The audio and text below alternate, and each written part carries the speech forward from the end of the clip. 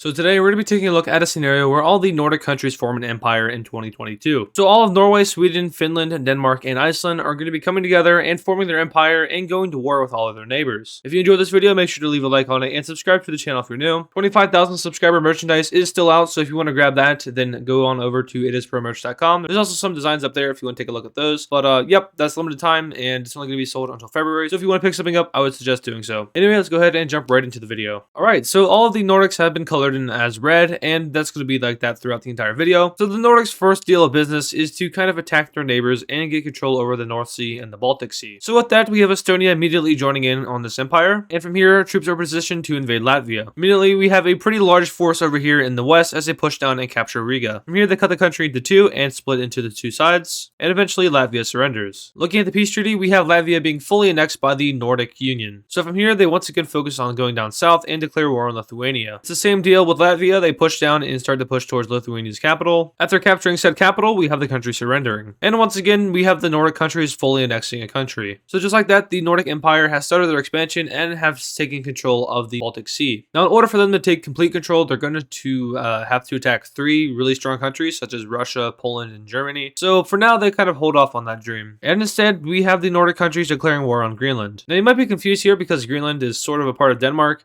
But during the process of unification over here, Greenland kind of broke away. So with that, they declare war and start their invasion of southern Greenland. After landing on the island, they push around and capture the major cities in Greenland, and from here, Greenland surrenders. So now the Nordic countries have really doubled their size here. They just took over massive Greenland, and they're looking pretty strong. You can finally see a power over here in the north, other than the UK and Russia.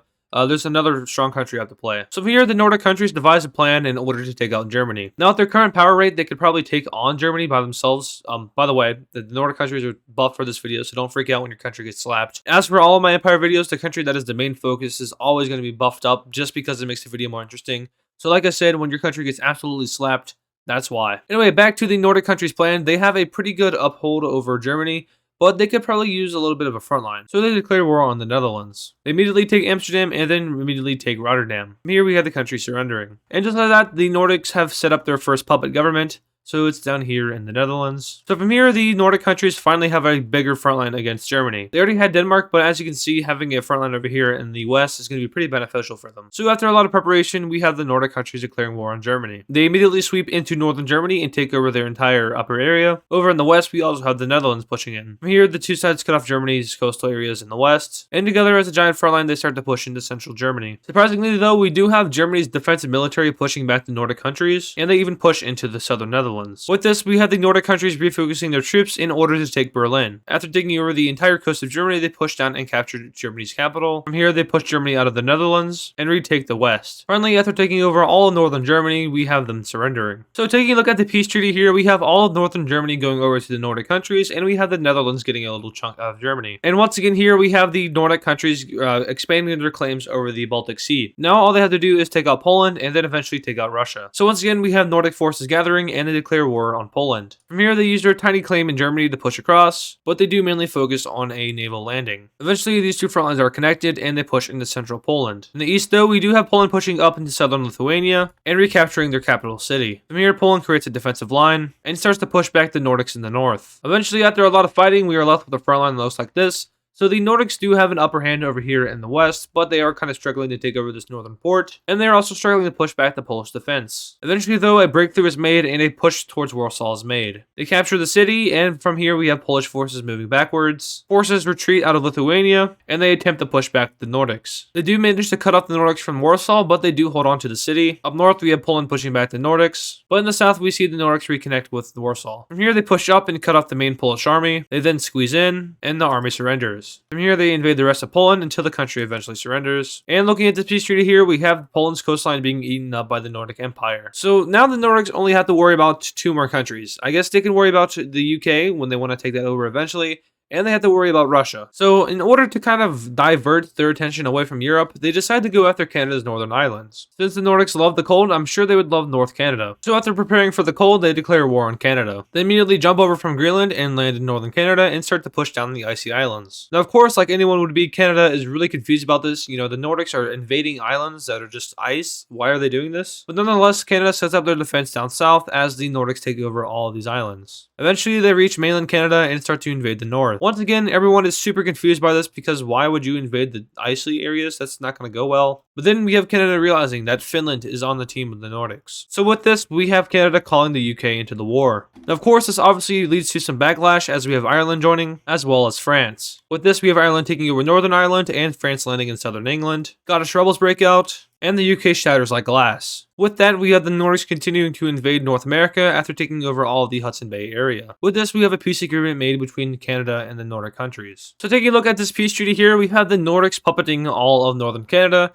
Now, is there anybody here? No, there's literally nobody living here, but they wanted it anyway. Over in Europe, though, we do have the UK looking more down bad than the Soviets did in 1991. And zooming out, we see that the Nordic countries are a force to be reckoned with. So next up, we have the Nordics telling Russia to cope and seethe. They immediately take over all of Kaliningrad. Down south, however, though, we do see the Soviets pushing into the Baltic countries, just as they did in World War II. They eventually take out Estonia and Latvia, and Lithuania holds a defensive. Up north, Finland takes over all of the Kola Peninsula and pushes down into southern Russia. After capturing St. Petersburg, they immediately start to push towards Moscow. Now, fortunately for Russia here, the winter starts to kick in. They push down into southern Lithuania and push the Finnish back. But what Russia didn't see coming was the Nordic countries also having a lot of success during the winter. So the Nordic countries start throwing hands. They retake all of the Baltics and meet up a front line with Finland. And for the first time in history, Russia is hoping that the winter ends as soon as possible. Eventually, the capital of Moscow is taken, and the spring starts to roll around. With that, we do see a slight Russian counteroffensive, but overall, Russia agrees to a peace agreement. So when taking a look at said peace agreement, we have the Nordic countries taking over a pretty large part of Western Russia. But overall, the Nordic countries have succeeded in doing what they wanted to do. They took over all the Baltic Sea and became very cold. Now, looking ahead in the future, we could probably see the Nordic countries invading England and possibly Scotland just to take over the North Sea, but for now, they are content with the Baltic Sea. So, let's go ahead and take a look at the states of this empire. So, when looking at the states here, it's not that surprising, but starting off in the west, we have the Netherlands becoming a puppet. Denmark takes over a lot of northwestern Germany. Northern Germany is made into a state. All of Poland is made into a state. Kaliningrad is made into a state. And we have a union between Latvia and Lithuania. We then have Estonia and then a Russian state. Other than that, we have Iceland, Denmark, Norway, Sweden, and Finland all in one, state. I guess this would be the core provinces. And then, of course, we have Greenland as a state. That is a big, chunky state. And then we have the Canadian North as a territory. So yeah, once again, the Nordic countries have achieved their dreams of taking over the Baltic Sea and becoming a lot more cold. Now, today's upload is the final day of daily upload week. So it was originally a week, but then I did 2 extra days, yesterday and today.